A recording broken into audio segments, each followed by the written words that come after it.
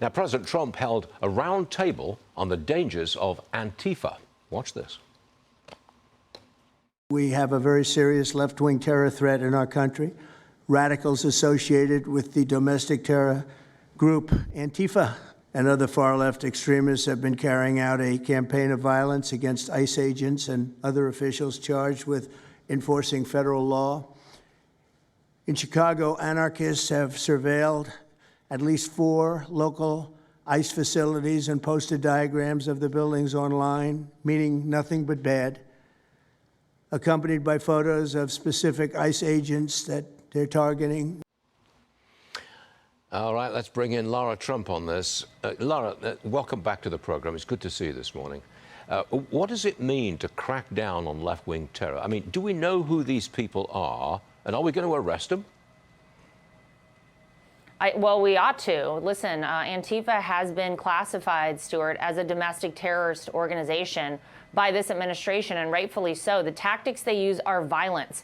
They are trying to intimidate these ICE officers from, performing their duties and following the law. And it's sort of amazing that we have come to a place in the United States of America where our federal law enforcement needs people to protect them, but that's what this group has perpetuated. Why would you need to post a diagram of these ICE facilities, Stuart, if for no other reason than to intimidate these ICE officers and say, hey, we know what the inside of this building looks like. We know where you're going to be at certain times. They have doxed these agents. We know that assaults on ICE agents are up 1,000% right now in, the past 9 months.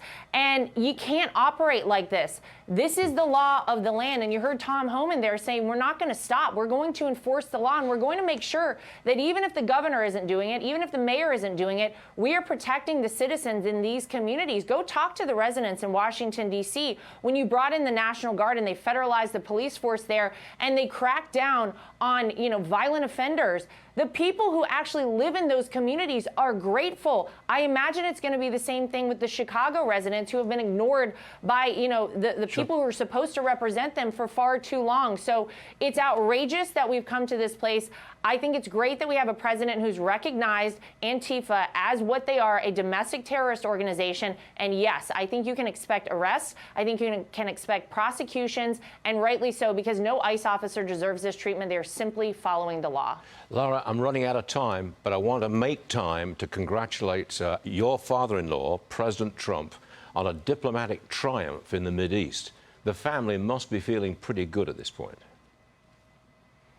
It's incredible, and no other person, Stuart, could have done it other than President Donald Trump. Sure. He's negotiated his entire life as a businessman. He is the person who's brought sides together that for thousands of years have not been able to even communicate. If we see what I think we're all hopeful to see happen over the course of the next week, months, or years, this is the most deserved Nobel Peace Prize recipient in the history of the world, President Donald Trump. Obviously, we're very proud of him. Very proud of my brother-in-law, Jared Kushner, and Steve Witkoff. This is incredible stuff. It is indeed. Lara Trump, thanks very much for being on the show today. Wish you the best. See you soon.